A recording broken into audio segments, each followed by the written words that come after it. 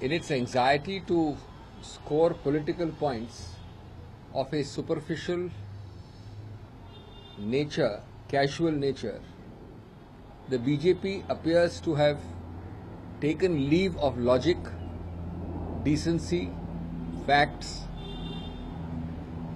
They seem to assume that the people of India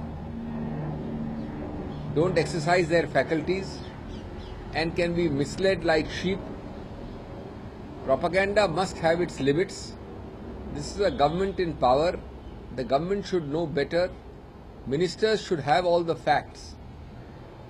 Why I am saying this is because nothing short of virulent, baseless, without logic propaganda is being unleashed. The government should tell the people that should the Congress have been a soothsayer or an astrologer, when it accepted a unsolicited stray donation of 50 lakhs in 2011. At that time, was this organization under any needle of suspicion, any watch list? Now,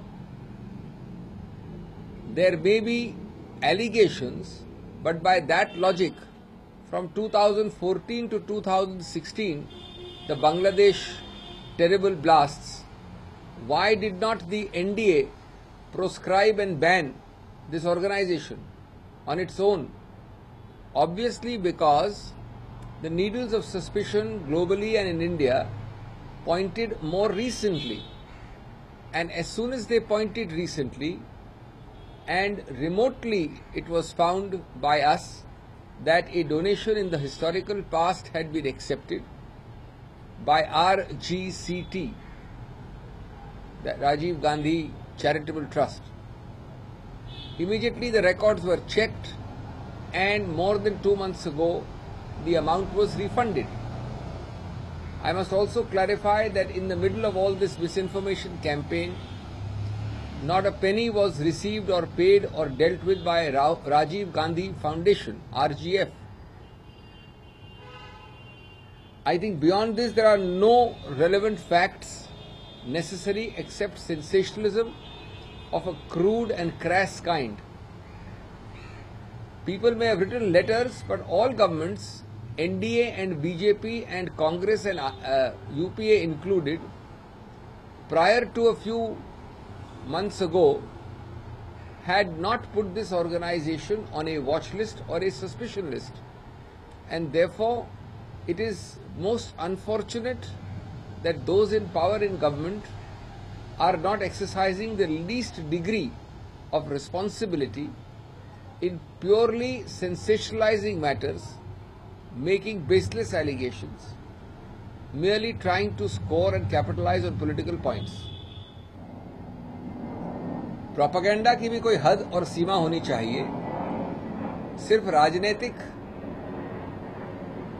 सनसनीखेज और कोई सस्ती राजनीतिक point score करने के लिए BJP लगता है कि तथ्यों को भूलकर निराधार और बिना वजह, बिना कारण, बिना लॉजिक के आरोपों में पड़ गई है. ऐसे बोल रही है जैसे कोई भेड़ बकरियों की तरह भारत की सक्षम जनता को बरगलाया जा सके. किसी प्रकार की एक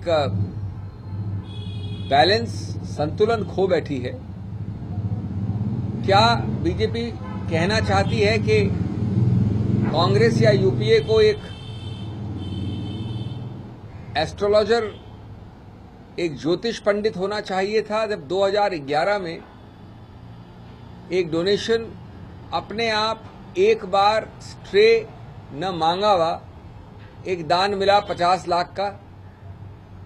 और हाल की कुछ जो वारदातें हुई, जब वर्णन हुआ प्रेस में और अंतर्राष्ट्रीय स्तर पे इस संस्था के बारे में, तो तुरंत दस्तावेज चेक करने के बाद 2 महीने पहले कांग्रेस ने इसका तुरंत रिफंड कर दिया. इसमें अगर कोई सनसनीखेज फैलाने की प्रेरणा न हो तो क्या मुद्दा है?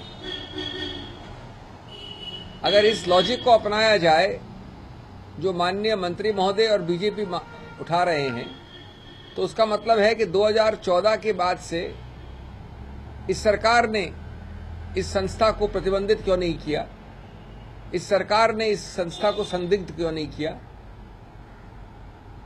जिन्होंने भी किसी प्रकार से इससे संबंध रखा हो, लेन देन किया हो 2011 से लेकर अब तक, वो सभी संदेह के घेरे में पड़ जाएंगे इस प्रकार के एक अजीबोगरीब लॉजिक से।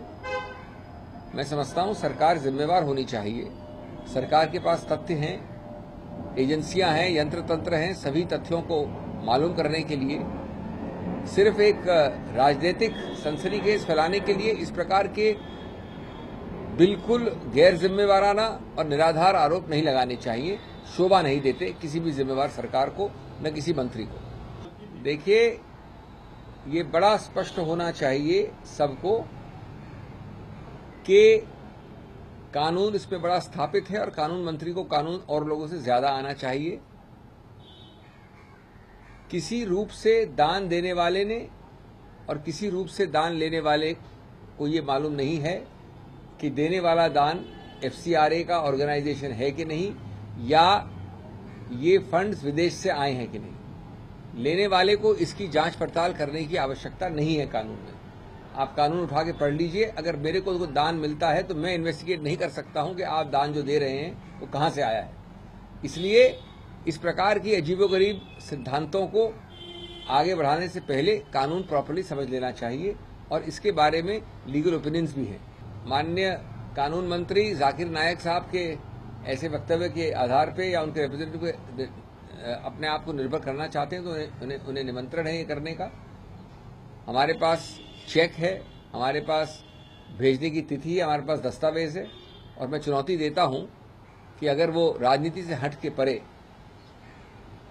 सही मुद्दों पे बात करें तो उनको सत्य बहुत जल्दी मालूम पड़ जाएगा। देखिए, मैं कानूनी प्रक्रिया में दखलअंदाज नहीं देना चाहता। मैं नहीं समझता कि कानूनी प्रक्रिया पे आप और हम कोई कैजुअल टिप्पणी कर सकें।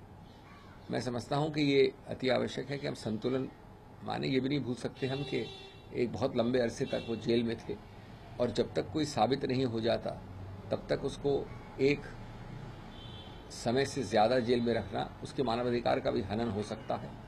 मैं किसी रूप से मेरिट पे टिप्पणी नहीं करना चाहता, लेकिन अगर कोर्ट कचहरी ने ये निर्णय दिया है तो जो भी इससे असंतुष्ट है वो उसकी याचिका अपील कर सकता है। इसलिए कोई टिप्पणी की आवश्यकता नहीं है। I must make one thing clear that anybody who knows any law will tell you that the donee, the recipient of a donation, is not required to find out as to whether the donor has received the funds from abroad or here. A donation is accepted. There is no obligation in law or fact on the donee to inquire about the source of funds from where the donation is coming. This is the established law. This is also the basis of several legal opinions which have been obtained, and I think before anybody less than the law minister, at the level of the law minister says this, he should know the law. I think it is most unfortunate that sensationalism is taking the place of fact, that purely digressive propaganda is being done to score a political point. I would challenge the BJP or the minister or anybody else. We have the check for refund. We have the document, and if you would like to believe the representative of the IRF, then good luck to him. नहीं, मैं नहीं समझता कि कोई भी कानून व्यवस्था को संतुलित रखने के लिए चीज अगर की गई हो सही मायने से तो उस पर कोई आपत्ति हो सकती है। मैं ये समझता हूं कि किसी रूप से सांप्रदायिक तत्वों को प्रोत्साहित करना, वातावरण को उत्तेजनापूर्ण करना निश्चित रूप से भर्त्सना योग्य है। मुझे इसके बारे में पूरे तथ्य नहीं है, लेकिन ये बात जरूर है कि ट्रैक रिकॉर्ड जो रहा है बीजेपी का वो उस प्रकार का उत्तेजनापूर्ण वातावरण पैदा करने का रहा है।